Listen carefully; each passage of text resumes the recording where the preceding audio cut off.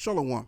First and foremost, I want to give all of the praises and the glory to the Most High and His Son, Yahawah Bahasham Yahawashi Towards, and double honors to the apostles of the Greatmillstone, and salutations to the Yakim out there that's exhorting Yahawah with the ministry, and shalom to those that are heeding thereto to the ministry, as the brothers presented to you, and as well as myself, including as well. And as the brother Mod could coming at you in another video. And in this video, I want to talk about a problem, that we have under Esau's rulership. And that problem is dump piling. And the earth has been a place where Esau has just been allowing the dump to just pile up all over the place, and including how you have trash being dumped into the ocean, where even the sea life is being affected by this and eating some of this trash, mistaking it for food. Animals and the sea animals are dying because of it. And, this is why we call and we hasten in the coming of the day of the Lord, because we know when the Lord makes his second return, this earth is going to be clean. And it's going to have to take fire to clean all of this mess. All right? It's going to have to take a fervent heat to cleanse all of the elements. And that includes, I'm even going to take it to the skies now, the barium oxide and all of the chemicals that comes out of those airplanes. And you wonder why you got certain people coming out of the womb, or babies, should I say, all messed up, because the earth is polluted with all kinds of metals and stuff like that. And as you're breathing in all of this stuff, it's messing with your body. And as a pregnant woman, it's definitely going to mess with your baby inside of you. So this is why, once again, as I'm going to say, this is why we need Yahawah to make his second return. And we also need that nuclear destruction, man. And I mean, that sounds crazy, me saying that, but hey, the men of the Lord want what the Lord wants, man. The Lord has given us a vision in seeing what's going to take place in the ending of days of Edom. And that's going to be one of those things. There's going to be a third world's nuclear war, and this war is going to be extravagant. It's going to be dramatic. It's going to make the place hot. Earth is going to be super hot to the point where people are going to burn and dissolve while they're standing upon their feet. And as well as the elements are going to melt with fervent heat. Because ultimately the Lord is going to clean the earth from wickedness and as well as filth, physical filth that you see. So I'm going to play this video for a little bit, and we're going to get into some scriptures.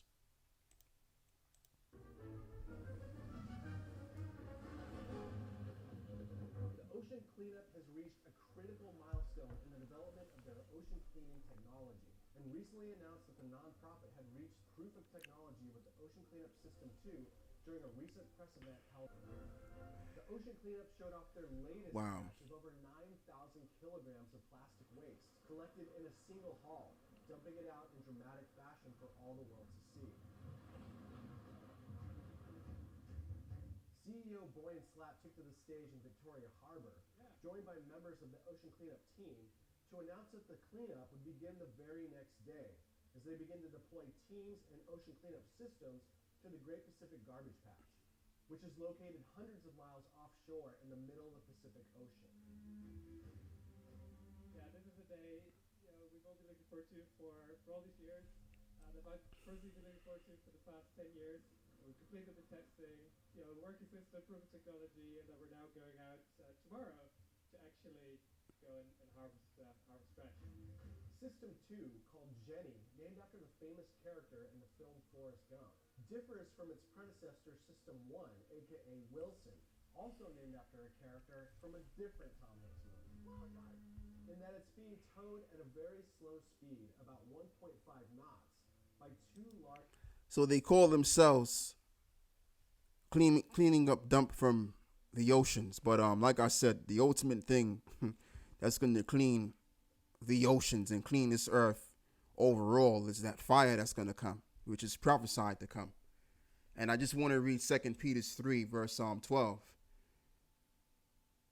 This is the kind of mentality that we have. This is 2 Peter 3, verse. You know what? Let me see real quick. Let's jump up to verse 10. As it reads, it says, "But the day of the Lord will come as a thief in the night, in the which the heavens shall pass away with a great noise, and the elements shall melt with fervent heat, and the earth also and the works that are therein shall be burned up.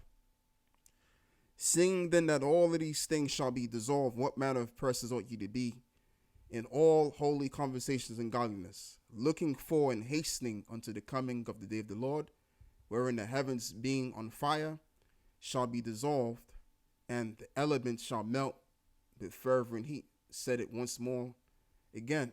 So yeah, our mentality, just like how it was back in the day of the disciples, we have the mentality of hastening the coming of the day of the Lord, wherein the heavens being on fire shall be dissolved, and the elements shall melt with fervent heat. All right? Because we know afterwards, which is coming, which is mentioned in the 13th verse. Let's read this.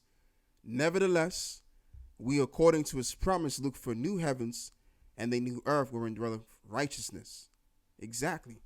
So the way that the earth is going to be paradise again in our kingdom, before then, there's going to have to be great fire, which will be the agent to cleanse the earth. And that's what we're looking for, so that the earth can be what? Clean, can be a paradise, can be refreshed. "Nevertheless," let's read this again. "We, according to his promise, look for new heavens and a new earth wherein dwelleth righteousness." So we're going to look up that word, new heavens. Or just new, excuse me. So here you have it in the Greek. The word is kainos. Strong's G 2537, kainos. Kainos. So it means new as respects form, recently made, fresh, recent, unused, unworn. So it just means to fresh or to refresh. And in the Hebrew word, you would say kodash, which means new or refresh. So the earth is going to be refreshed after this nuclear destruction comes around, and when the Lord comes around, because he's going to bring his fire too. So there's going to be fire which will be brought forth on the earth, and this fire is going to burn dramatically on the earth, therefore cleansing all of the filth, all of the garbage that you see, and as well as you had. And I just want to talk about this too briefly. I actually didn't mean to pull this up, but the Spirit had me pull this up. Now, I always say I pulled this up by accident, but I guess the Spirit wants me to talk about it. You had our ancestors that had a way of doing away with garbage dump. And what they would do is they would put all of the garbage, they would deliver all of their garbage to this area called Gehenna, which was based in the Valley of Hinnom.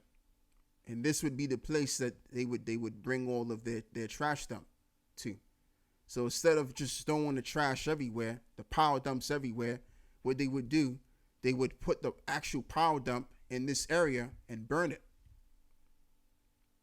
But see what Esau does, Esau would just throw trash anywhere.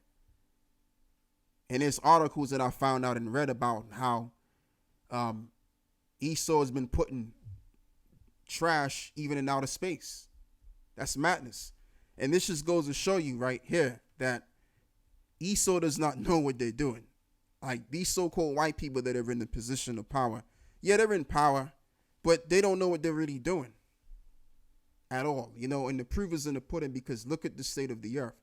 Look at the state of people. People are sick. And this is why you get diseases all over the place. Okay?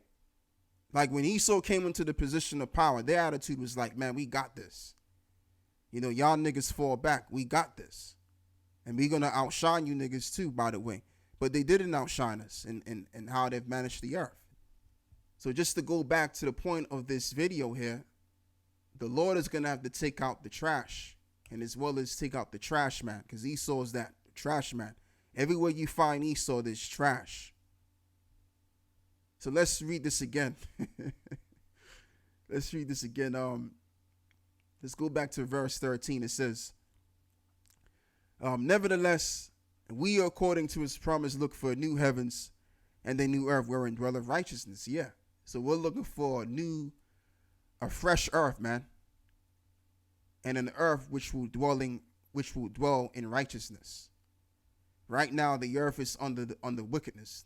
As the scripture says in the book of Isaiah, I believe it is, where it says that the whole earth is polluted in what? Wickedness. And as a matter of fact, what I'll do is I'll even go as far as reading it. Let's go read it. As it reads in 2 Ezra 15:6, it says, for wickedness have exceedingly polluted the whole earth, and their hurtful works are fulfilled. And through that nuclear destruction and through the Lord's return and him bringing in his fire is what's going to clean the earth from his wickedness, and as well as from the physical filth that's here on this earth in every place that you can see right here in this video, especially more in particular, the oceans. And when we get into the position of power, everything's going to be done correct. It's not going to be like this world where everything's done incorrectly. Showing that Esau does not have a clue how to rule over the people and just overall the earth in general. All right. So, being that I've read 2 Peter 3, verse 12, and also, verse 10, I was reading to verse 12, where it says that the elements shall melt with fervent heat. Because what it's going to have to take, it's going to have to take literally fervent heat to literally burn all of the elements, the metals that we're breathing in, which is coming in from those chemtrails, have you will. And this is a website which is called onlinemetals.com. And it actually shows you in this website the kinds of metal on how much Fahrenheit or degree what it would take to burn all of these metals. So here you have it right here.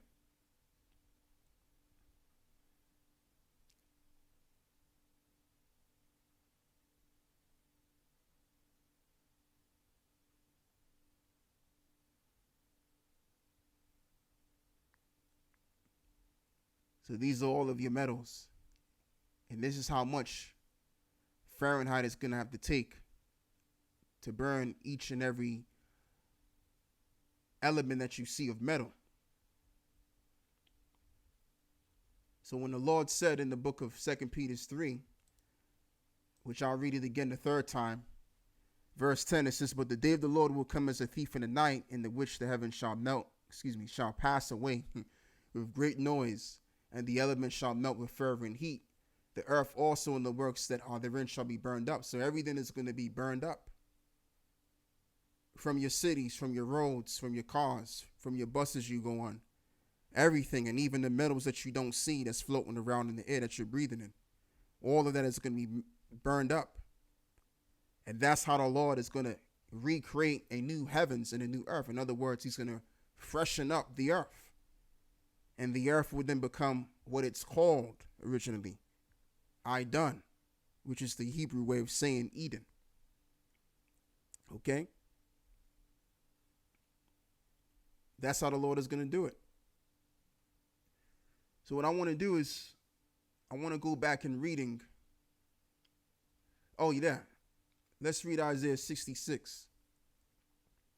This is the precept to 2 Peter 3, which I believe Peter was making reference to this as well. So this is on Isaiah 66 verse 22. For as the new heavens and the new earth which I will make shall remain before me, saith the Lord, and so shall your seed and your name remain. And it shall come to pass that from one new moon to another, and from one Sabbath to another, shall all flesh come to worship before me, saith the Lord. So in this new heavens and this new earth, which represents the earth being refreshed, we're going to be ruling in that time. And that shows you that the Lord hated Esau, man, because here it is. The Lord gave Esau the position of power, but the Lord had it to where Esau is ruling under a filthy environment, man. But the Lord is going to have it to where when we rule, we're going to be ruling in a clean environment. So now I also want to get Habakkuk chapter 3. And Habakkuk is basically explaining the coming of the Messiah. And I'm going to read verse 1 all the way down to verse 8. So we're going to go there. So let's read this. It says, a prayer of Habakkuk, the prophet, upon Shiganoth, O Lord, Yahawah, I have heard thy speech and was afraid, O Lord. Revive thy work in the midst of the years, and in the midst of the years make known in wrath, remember mercy. The Most High came from Teman, and the Holy One from Mount Paran. Salah, his glory covered the heavens, and the earth was full of his praise, and his brightness was as the light, and he had horns coming out of his hands, and there was the hiding of his power. So this is referring to when the Lord comes back, he's going to shoot concentrated fire at the enemies, which the number one enemy of Yahawashi is the Edomites, which is our number one enemy, the so-called white man. And he's going to destroy his kingdom in this fashion. Before him went a pestilence, and burning coals went forth at his feet. And he stood and measured the earth, and he beheld and drove asunder the nations. And the everlasting mountains were scattered, and the perpetual hills did bow. His ways are everlasting. And I saw the tents of Cushan in affliction, and the curtains of the land of Midian did tremble.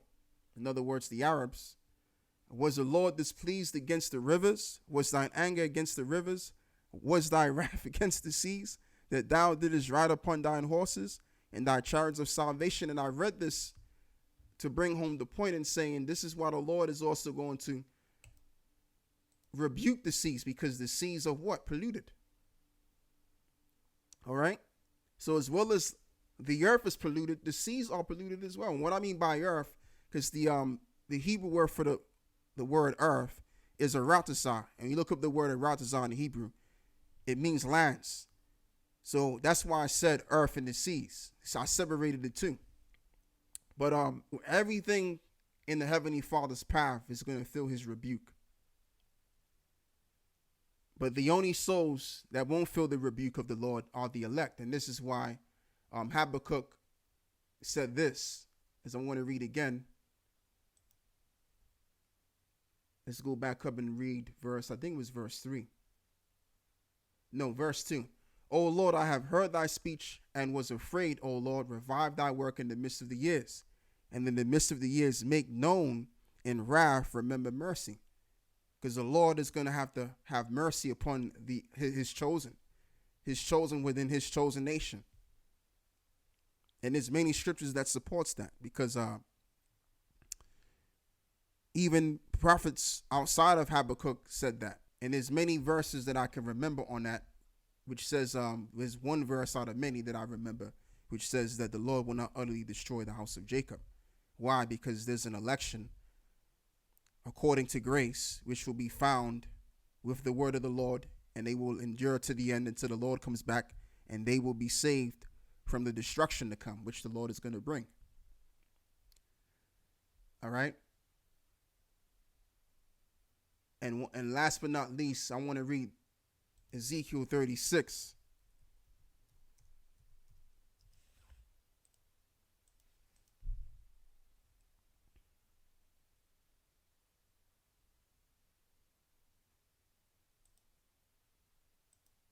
Actually, I already got it already. So this is Ezekiel 36, and I want to read, and we're going to read. So yeah, this is Ezekiel 36, and we're going to read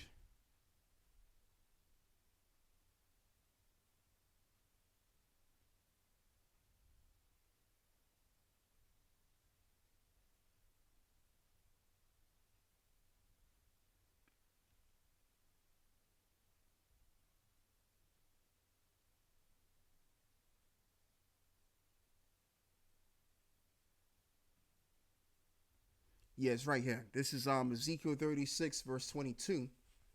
And therefore saith the Lord, say unto the house of Israel, thus saith the Lord, power Yahawah, I do not this for your sakes, O house of Israel, but for mine holy name's sake, which you have profaned among the heathen, whither you went, and I will sanctify my great name, which was profaned among the heathen. Why? Because the Lord placed his name upon us, and we defiled his name by doing the things of the heathen, worshiping other gods, totally violating the law, statutes, and commandments. So that's how we profane the name of the Lord. So the Lord is going to deliver us from this destruction to magnify his name once again. And I will sanctify my great name, which was profaned among the heathen, which you have profaned in the midst of them. And the heathen shall know that I am the Lord, saith the Lord power, when I shall be sanctified in you before their eyes. For I will take you from among the heathen and gather you out of all countries, and I will bring you into your own land. Then will I will sprinkle clean water upon you, and ye shall be clean from all of your filthiness, and from all of your idols will I cleanse you. A new heart also will I give you, which is mentioned in the book of Jeremiah 33 to 31, all the way down to verse 33, or maybe 35. So it reads, and also the Apostle Paul made references of that too, which is the new covenant. So going on, and I will take away the stony heart out of your flesh, and I will give you an heart of flesh, and I will put my spirit within you, and cause you to walk in my statutes, and ye shall keep my judgments and do them. And ye shall dwell in the land that I gave to your fathers, and ye shall be my people, and I will be your power. And I will also save you from all of your uncleanness, and I will call for the corn, and I will increase it, and lay no famine upon you. And I will multiply the fruit of the tree, and the increase of the field, that ye shall receive no more reproach of famine among the heathen. Now, it seems like I'm changing the topic, but I'm actually not. I'm getting down to a verse that I want to focus on. So what I'm going to do is I'm going to go all the way down. And yeah, this is it right here. What I meant to say is go up a couple of verses. This is what I wanted to read right here. This is Ezekiel 36, verse 33. We'll start there. And thus saith the Lord, power Yahawah, in that day that I shall have cleansed you from all of your iniquity, I will also cause you to dwell in the cities, and the waste shall be builded, and the desolate land shall be tilled, whereas it lay desolate in the sight of all that passed by. And they shall say, this land that was desolate is become like the Garden of Eden, and the waste and desolate and ruined cities are become fenced and are inhabited. Right. And then the heathen that are left round about, ye shall know that I, the Lord Yahawah, build the ruined places and plant that was desolate, and I, the Lord, have spoken it, and I will do it. So in the kingdom of heaven, and this is what I wanted to say after reading what I've just read, is that when we rule the earth is going to be a paradise. The cities that are going to be dwelling on the earth are going to be beautiful. It's not like how it's going to be on the Esau's rulership, where you go to, let's just say you go to England somewhere, or you go to America somewhere, and the streets look raggedy. The streets are bumpy. They're not taken care of. The infrastructure's appalling.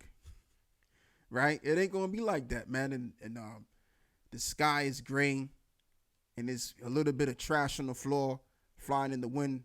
None of that's going to be going on in our world. Oh, no. What's going to be happening in our world is the fact that our world is going to be based on hygiene, man. Our environment is going to be hygienic. Our streets are going to be clean. That's what's going to be happening in our world. Our world is going to be clean. All right? It's going to stay that way. And being that all of these nations are going to be our servants, amen. And I was just thinking about this, man. I think I might have told a brother, these nations, we're going to have them cleaning up, even when they don't have to clean up. So that's pretty much all I have to say with that. I want to give all of the praises and the glory to the Most High and His Son, Yahawah Bahasham Yahawashi Towards. And with that, I'm out, and I say shalom.